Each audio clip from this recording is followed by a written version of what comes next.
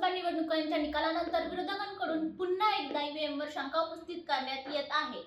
EVM मशीनमध्ये फेरफार करून सत्ताधारी पक्ष विजय मिळवतो असा आरोप विरोधकांकडून केला जात आहे। आगामी विधानसभा निवडणुका ईव्हीएमच्या ऐवजी बॅलेट पेपरवर घेण्यात याव्यात अशी मागणी सर्व पक्ष विरोधकांकडून केली जात आहे। तर जाणून घेऊया काय आहे हे प्रकरण। नमस्कार, मी मृणाली जठार, द टाइम्स मराठीमध्ये आपले स्वागत आहे।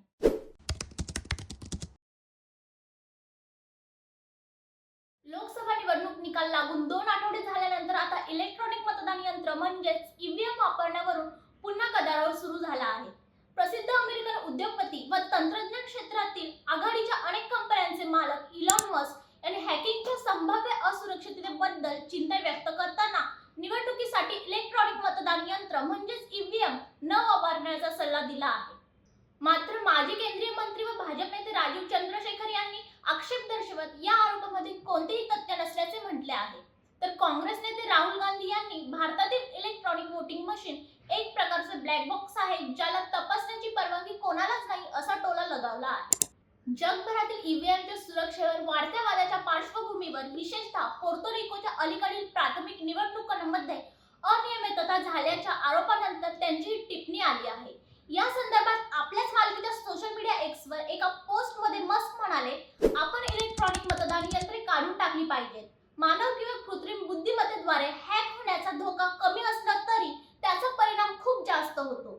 पोर्तो रिकोमध्ये अलीकडच्या वादामुळे ईव्हीएम सुरक्षेवर लक्ष केंद्रित करण्यात आले आहे। तेथील प्राथमिक निवडणुका ईव्हीएमशी संबंधित अनेक गैरप्रकारांनी गाजल्या होत्या। मस्क यांनी शंका उपस्थित केल्यानंतर भारतातील विरोधी पक्षांना नवा मुद्दा मिळाला आहे। ईव्हीएम हॅक करण्याचा कोणताही मार्ग नाही। एक्सवर मस्क यांना उत्तर देताना भाजप नेते राजीव म्हणाले की कोणीच सुरक्षित डिजिटल हार्डवेअर तयार करू शकत नाही असे इलॉन मस्क यांना म्हणायचे आहे।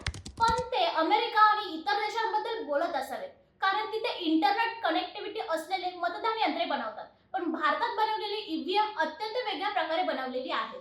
या ईव्हीएम मध्ये कोणतीही कनेक्टिव्हिटी नाही, ब्लूटूथ नाही, वायफाय नाही, इंटरनेट नाही, त्यात कोणताही मार्ग नाही ज्याने ईव्हीएम हॅक केले जाऊ शकतात।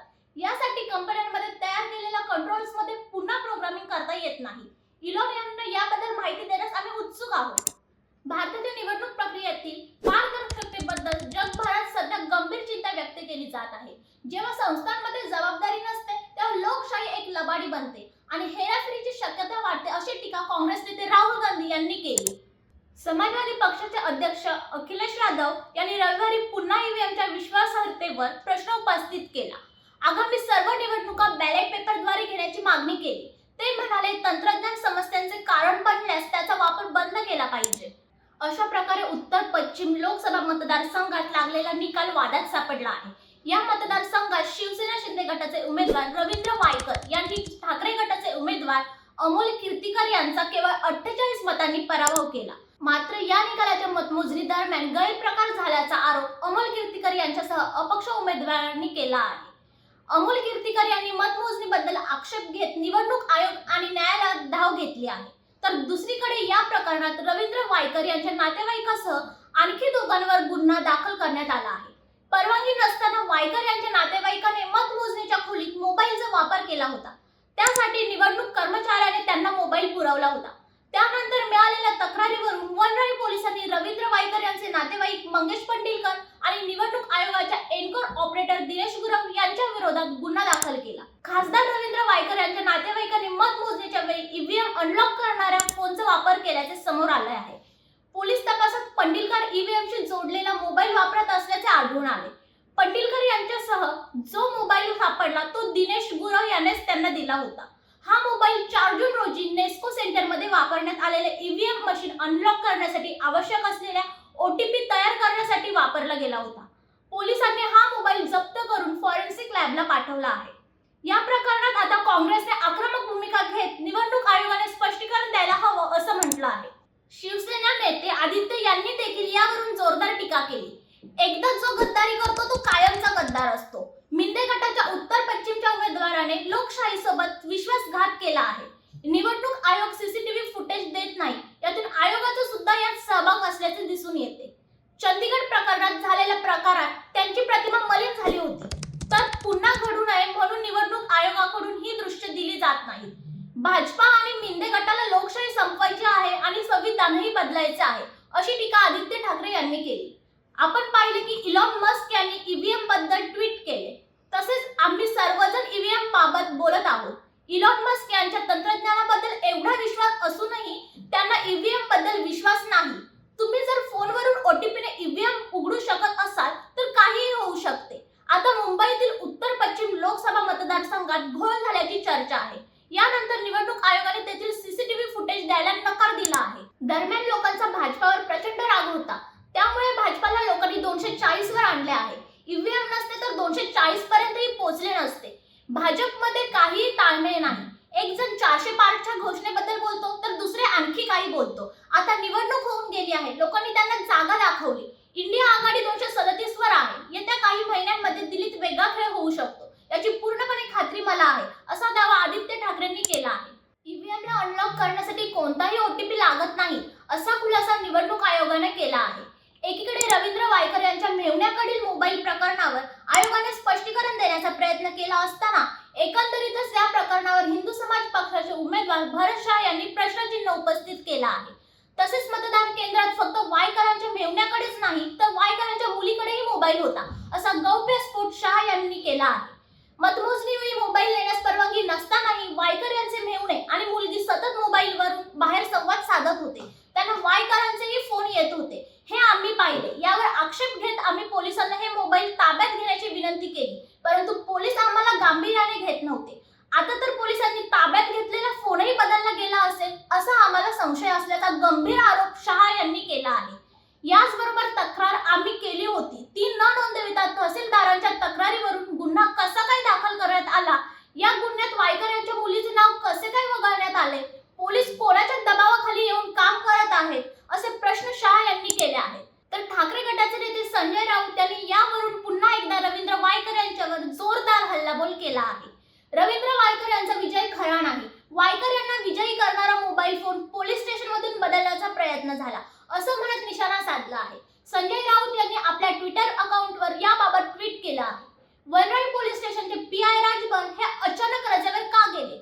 वायकर यांना विजयी करणारा मोबाईल फोन पोलीस स्टेशनमधून बदलण्याचा प्रयत्न झाला. वायकर यांचा खास माणूस जो त्यांचा नातेवाईक असल्याचे सांगितले जाते रिटायर्ड पीआय सातारकर हे वनराई पोलीस स्टेशनमध्ये 4 दिवसांपासून काय डील करत होते? वनराई पोलीस स्टेशनचे सीसीटीव्ही फुटेज लगेच जप्त करून चौकशी केली पाहिजे. रवींद्र वायकर यांचा विजय खरा नाही. वादग्रस्त फोन फॉरेन्सिक लॅब मध्ये पाठवल्याचे ऐकले. पुण्यातील पोर्श कार अपघातात बेवड्या आरोपीचे ब्लड सॅम्पल बदलून क्लीन चिट देणारे हेच लॅबवाले आहेत. लॅब गृह खात्याच्या अंतर्गत येतात असं संजय राऊत यांनी म्हटलं आहे. ईव्हीएम अनलॉक करायला कोणताही ओटीपी लागत नाही. ईव्हीएम टेक्निकली फुल प्रूफ सिक्युअर असून मोबाईलमुळे ईव्हीएम हॅक होत नाही अशी स्पष्टोक्ती 27 मुंबई उत्तर पश्चिम लोकसभा मतदारसंघाच्या निवडणूक निर्णय अधिकारी वंदना सूर्यवंशी यांनी रविवारी संध्याकाळी वांद्रे पूर्व उपनगर जिल्हाधिकारी यांच्या कार्यालयात झालेल्या एका पत्रकार परिषदेत दिली.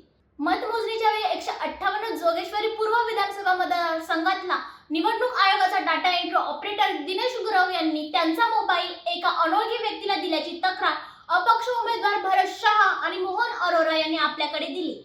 त्यावेळी मतमोजणी आपल्यासाठी महत्त्वाची असल्याने आपण आपल्या सहाय्यक निवडणूक निर्णय अधिकाऱ्यांमार्फत आपण वनराई पोलिसांच्या ताब्यात त्यांना दिले.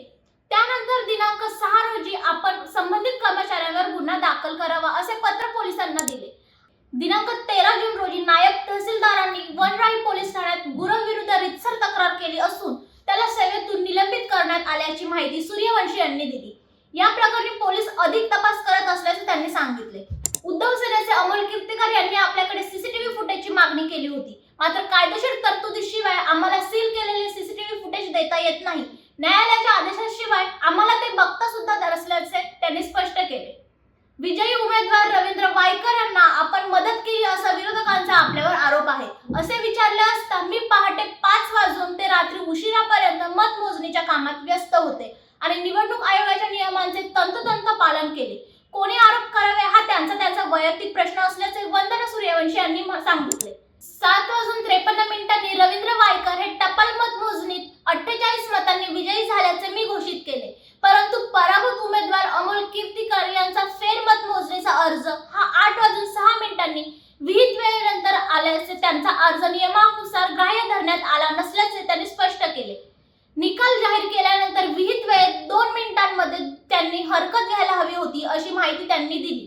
26व्या फेरीनंतर अमोल कीर्तीकर हे 1 मताने पुढे होते. मात्र त्यावेळी वायकर यांनी फेरमत मोजणीची मागणी केली नसल्याचे त्यांनी स्पष्ट केले.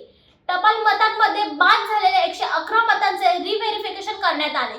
त्यात काही तथ्य आढळले नाही आणि वायकर यांना 48 मतांनी विजयी घोषित करण्यात आल्याचे त्यांनी सांगितले. तुम्हाला ही माहिती कशी वाटली हे कमेंट सेक्शन मध्ये नक्कीच कळवा. व्हिडिओ आवडल्यास लाईक आणि शेअर करायला विसरू नका.